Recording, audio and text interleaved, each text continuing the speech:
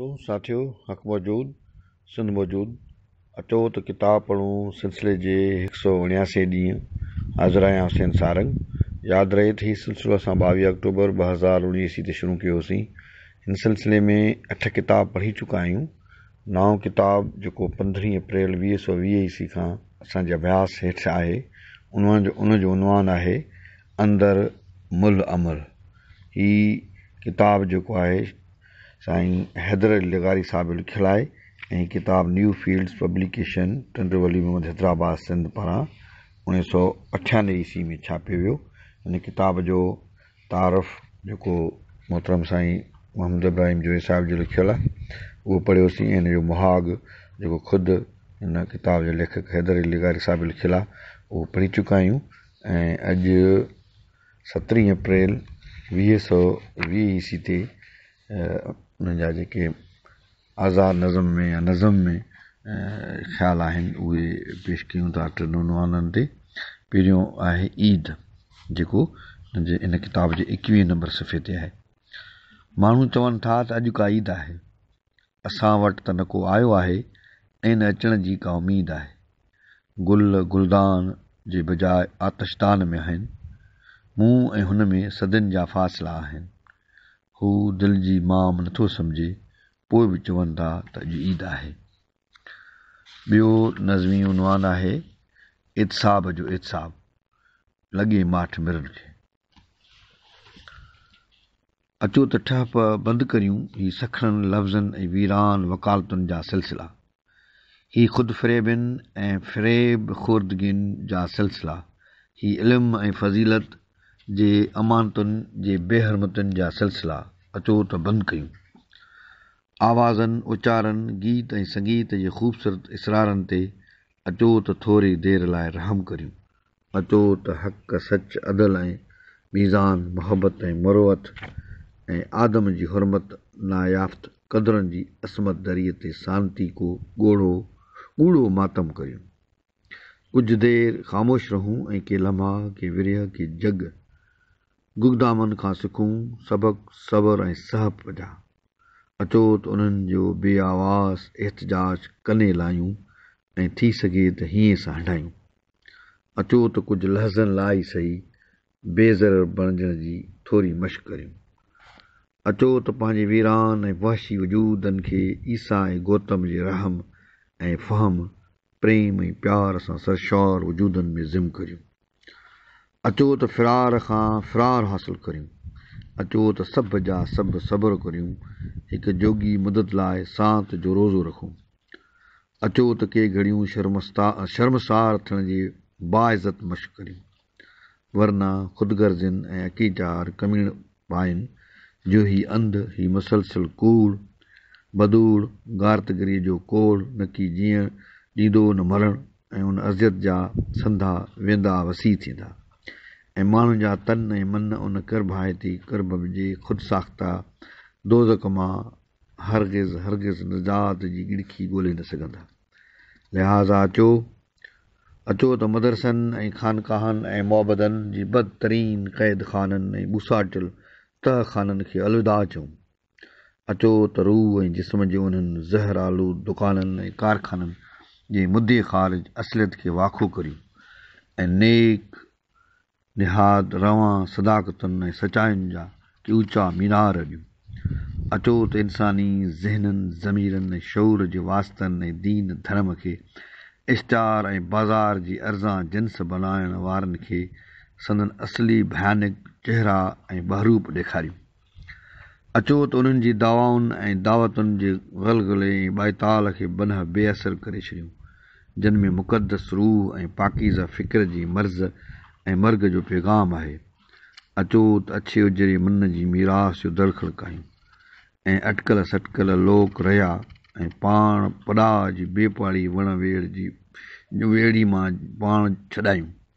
अचो त अमन ऐं हुस्न जी दिल नवास वादियुनि ऐं अनंत सोज़ ऐं सुरूर जे सैर ऐं सवाद जो पाण खे अहल बनायूं। अचो त ख़सीस खे त्यागियूं, अचो त पाण संभारियूं, अचो त गंभीर थियूं, अचो त मथां थियूं, अचो त आगाह थियूं, अचो त आजा थियूं, अचो त आजा थियूं, अचो त निर्वाण माणियूं। ही ॿियो उनवान ऐं ही टियों उनवान ऐं आख़िरी अॼु जे अभ्यास जे सिलसिले में आया काज़ी जे अलविदाई वारदात वारे मौक़े ते उसरी आयल उधमो। उनवान आहे दरिया तोते दां। मेहराण में मौजो थी पुर इसरार इhtजाज थियो। माणकनि जी मोट थी सच जो पलव समेटिजी वियो। सिंधूअ अॼु अरबी समुंड खे नओं नियापो मोकिलियो। ॿ वसवतूं हिक ॿिए में पही वयूं। ॿिनि गहराइनि हिक ॿिए खे क़बूल कयो। मौत सां मुनफ़रद मुलाक़ात मौत खे मुक़दस करे छॾियो। मौत खे मानाऊं मिलियूं। ज़िंदगियूं शर्माइजी वयूं। कंहिं वारफ़तगी ऐं कामिल सुपुर्दगीअ सां पाण खे हक़ीक़त कुबरा जे हवाले कयो। एतमाद जी अज़मत जो अॼु नओं बाब खुलियो। अजल जी आमद खां अॻु ई कंहिं पंहिंजा क़दम दवार जे दर ॾे वधाए वरिता। कंहिं अजीब बेनियाज़ीअ सां हिजाब हटाए हुस्न अज़ल सां मिसाक माणे वरितो। हिक लहज़े में जुग सहाइजी विया। ऊचियूं झुकी वरी अॻे खां ऊचियूं थी वयूं। शऊर जी देवता पंहिंजी माहियत ते परदो विधो। हिजाब तां हिजाब लही वियो। ज़िंदगी मौत खां इंतकाम वरितो। मौत अॼु अछो थी इबरत हासिल कई। जिस्म ऐं जान जी हिफ़ाज़त जो मियाद अॼु ख़तमु थियो। शऊर जी अज़मतनि पंहिंजे साथी नहीफ़ ऐं ज़ईफ़ जिस्म जी रफ़ाक़त खे तर्क करण जो फ़ैसिलो कयो। सोल ऐं नुक़्ते कमाल ते पहुतो। रूह जी रड़ जिस्म जे पिंजरे खे हणी भोरे विधो। अॼु ख़ामोशियुनि रोई ॾिनो। अॼु अक़ीदतनि खे नओं दर्द नओं सोज़ नसीब थियो। हिकिड़ा नाता टुटा त ॿिया ॻंढिजी विया। अॼु हिकिड़े ई वक़्तु हिजर ऐं विसाल जूं वारदातूं थियूं। नफ़े ऐं असबाब जूं सरहदूं हिक ॿिए सां मिली वयूं। चमेगोयूं थियूं। सदड़िया नीह जे नशे खे मापण ऐं तोड़ण लॻा। कख छते रत निकितल महबूबनि जे घायलनि जो अंदाज़ो करण लॻा। ढूंढ जे माखीअ जी मख जे किरदार जो जाइज़ो वरितो। कोढ़ जे मरीज़नि सिहत जे मयारनि सां हथरांद कई। हर को कुफर ऐं इस्लाम हिलाल ऐं हराम ऐब ऐं सवाब जी सहमी पाण सां खणी आयो। हर कंहिं पंहिंजी हटीअ जो होको ॾिनो। हर कंहिं इल्ज़ाम लॻायो। हर कंहिं ॻाल्हायो ॼण माठ जाइज़ कान हुई। सब्र हराम हो। हर को कमु ज़र्फ़ फ़तवा ऐं फ़ैसिले जे मसनद ते चढ़ी वेही रहियो। उफ़ ही नाशनासी नाइंसाफ़ी नाबीनाई मगर ही मशरब ही मसलक ही मुक़ाम केॾो न बुलंद केॾो न वसीर केॾो न लतीफ़।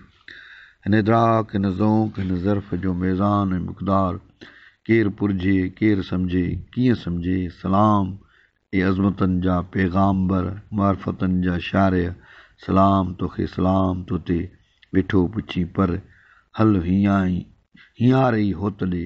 अॼु आदेसी मर सुभां मरंदो सभु को शाह। साथ सलामत सिंध सलामत हुसैन सारंग घुटकी सिंध। साथियो हक़ मौजूद सिंध मौजूद अचो त किताब पढ़ूं सिलसिले जे 179 ॾींहं हाज़िर आहियां हुसैन सारंग। यादि रहे त हीउ सिलसिलो असां 22 अक्टूबर 2019 ईस्वी ते शुरू कयो होसीं। हिन सिलसिले में 8 किताब पढ़ी चुका आहियूं। नओं किताब जेको 15 अप्रैल 2020 ईस्वी खां असांजे अभ्यास हेठि आहे उनजो उनवान आहे अंदर मुल अमल। ही किताब जेको आहे साईं हैदर अली लगारी साहिब लिखियलु आहे ऐं किताब न्यू फील्ड्स पब्लिकेशन टंडरवली मोहम्मद हैदराबाद सिंध पारां 1998 ईस्वी में छापियो वियो। हिन किताब जो तारफ़ जेको मोहतरम साईं मोहम्मद इब्राहिम जोई साहिब जो लिखियलु आहे उहो पढ़ियोसीं। ऐं हिन जो मुहाग जेको ख़ुदि हिन किताब जो लेखक हैदर अली लगारी साहिब लिखियलु आहे उहो पढ़ी चुका आहियूं। ऐं अॼु 17 अप्रैल 2020 ईस्वी ते उन्हनि जा जेके आज़ाद नज़म में या नज़म में ख़्याल आहिनि उहे पेश कयूं था 3 उनवाननि ते। पहिरियों आहे ईद जेको इन किताब जे 21 नंबर सफ़े ते आहे। माण्हू चवनि था त अॼु का ईद आहे। असां वटि त न को आयो आहे ऐं न अचण जी का उमेद आहे। गुल गुलदान जे बजाए आतिशदान में आहिनि। मूं ऐं हुन में सदियुनि जा फ़ासिला आहिनि। हू दिलि जी माम नथो सम्झे पोइ बि चवनि